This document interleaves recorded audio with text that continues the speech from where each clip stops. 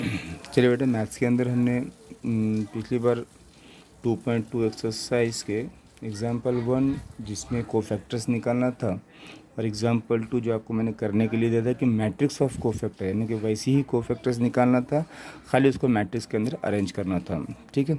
अब इसमें एग्जाम्पल 3 जो है, एग्जाम्पल 3 इसके अंदर आपको क्या करना है, adjoint of matrix, find adjoint.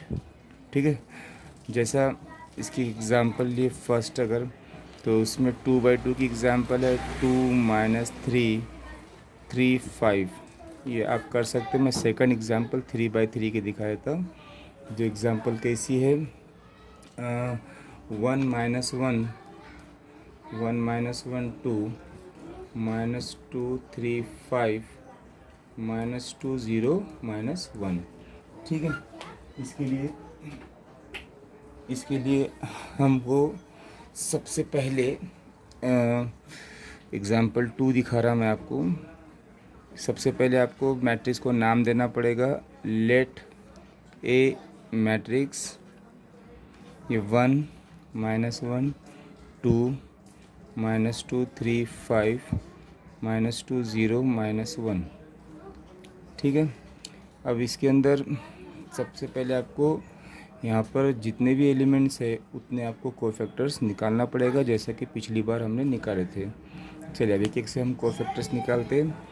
पहला कोफैक्टर C11, जिसका फार्मूला आपको दिखाया था मैंने, -1 1 + 1 M11।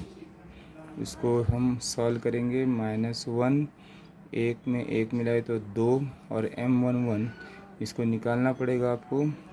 इसकी बारी चल रही है अपनी, तो इसका रो छोड़ दो, कॉलम छोड़ दो। 350 - 1 350 - 1 का स्क्वायर 1, इसको सॉल्व करो। -3 और ये क्या है 0, तो ये 1 -3 में से 0 गया तो -3, वो तो 1 × -3 -3। इसी तरह आपको C12 निकालना पड़ेगा, है ना। -1 1 + 2 M12 -1 1 + 2 कितना होता है 3। अब 1 2 की बारी आ रही ना, तो 1 2 वो तो ये एलिमेंट है। ठीक है। इसका रो छोड़ दो, कॉलम छोड़ दो। -2 5 -2 -1। चलिए, -1 का पावर 3 वो तो -1, माइनस माइनस प्लस 2 1 ज़ा 2, -2 5 ज़ा -10 होता, अपन क्या लेंगे +10। ये हो जाएगा -1, 2 में 10 मिलाए तो 12, और 12 को -1 से करें तो -12, 2 हो गए। ऐसे अपने को 9 निकालना है। C13 -1 1 + 3 M13 -1, ये 1 + 3 कितना होता है 4। माइनर निकाल रहे हैं आप 1 3 का, 1 3 वो तो ये, इसका रो छोड़ना है, कॉलम छोड़ना है। -2 3 -2 0। इसको सॉल्व कीजिए। ये 1, ये इसको इससे 0, -6 होता है, +6 क्या हो जाएगा 1, 6 में 0 मिलाओ 6, 6 × 1 6। इस तरह और एक निकालना पड़ेगा अपने को यहाँ पर। अब ये कौन सा एलिमेंट है 21, C21, वो तो -1 2 + 1 M21 -1 2 + 1 कितना होता है 2 + 1 होता 3, और ये माइनर 21 वो तो हमारी इसकी बात चल रही ना। इसका रो छोड़ दो, इसका कॉलम भी छोड़ दो। -1 2 0 -1। चलिए क्या होगा, -1 का पावर 3 वो तो -1, ये माइनस माइनस +1, 0 2 ज़ा 0, तो -1 1 वो तो हो जाएगा -1। ठीक है। चलिए अब उसके बाद C22 -1 2 + 2, ठीक है 2 + 2 M22 अब इसमें -1, 2 + 2 कितना होता है 4, और m22 निकालना पड़ेगा। m22 वो तो हमारे कौन सा एलिमेंट है, ये एलिमेंट है। इसका रो कॉलम और ये रो छोड़ दो। 1 2 -2 -1 -2 -1, ठीक है। 1 2 -2 -1, चलिए ये हो जाएगा 1, पावर माइनस है 4 पावर है तो ये -1, और ये -4 होता है अपन लेंगे +4। ये 1, 4 में से 1 गया तो 3, 3 × 1 3, ठीक है। उसके बाद C23 -1 2 + 3 m23 क्या हो जाएगा, -1 2 + 3 5, और ये 2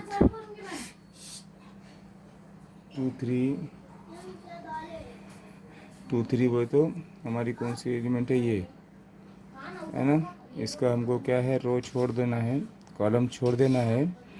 1 -1 -2 0, 1 -1 -2 0, ये -1 ये 0, ये +2 होता है, माइनस में आप क्या लेंगे -2, -1 और ये -2 होता +2।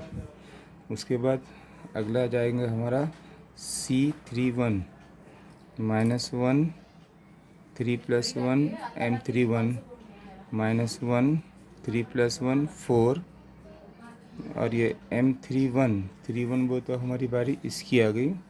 इसका रो कॉलम छोड़ दिए तो -1 2 3 5, -1 2 3 5, ये 1 हो जाएगा। 5 1 ज़ा -5, 3 2 ज़ा +6 -6, ये 1 -11 वो तो -11। C32 -1 3 + 2 m32 -1 3 + 2 5 m32 बोले तो बेटे हमको जाना है इस पर, है ना। इसका रो छोड़ना पड़ेगा, कॉलम छोड़ना पड़ेगा। 1 2 -2 5, 1 2 -2 5, ये -1 5 -4 होता है, यहाँ पे क्या आ जाएगा +4, ये हो जाएगा -1 5 + 4 9, वो तो -9, ठीक है। अब उसके बाद C33 -1 3 + 3 m33 -1 6, और 3 3 वो तो ये आखिरी एलिमेंट है हमारा। इसका कॉलम रो छोड़ दिए तो 1 -1 -2 3, 1 -1 -2 3, ये 1, ये 3, ये +2 होने वाला है तो अपन कह लेंगे -2, 1 बचता है यहाँ 1। तो इस तरह हमारे ये कोफैक्टर्स आ गए। तो अब हम बोलेंगे मैट्रिक्स ऑफ कोफैक्टर, जो मैंने पिछली बार आपको होमवर्क में दिया था, मैट्रिक्स ऑफ कोफैक्टर्स। तो इसको बी बोल के नाम दे देना, बी मैट्रिक्स। इसमें आ जाएगा पूरा जो आपने निकाले C11 C12 C13 C21 C22 C23 C31 C32 C3। पिछला जो क्वेश्चन होमवर्क में दिया था ना आपको, तो यहाँ तक करने का था, इसमें वैल्यू डाल देना खाली। इसके वैल्यूज़ कैसा है जो आपके पास है, क्या है -3, यहाँ पर भी लिख सकते हैं आप, इक्वल टू, है ना, C11 C12 C13 -3 -12 6, और ये -1 3 2, और ये -11 -9 और 1। तो ये हो गई मैट्रिक्स ऑफ कोफैक्टर्स। अब आपको निकालना है एडजॉइंट ऑफ ए मैट्रिक्स का एडजॉइंट। तो वो होता है बी ट्रांसपोज, यानी कि बी आपने जो निकाले ना कोफैक्टर मैट्रिक्स, उसका आप ट्रांसपोज ले लीजिए। तो बी मैट्रिक्स का ट्रांसपोज वो तो आपको मालूम है क्या करना है।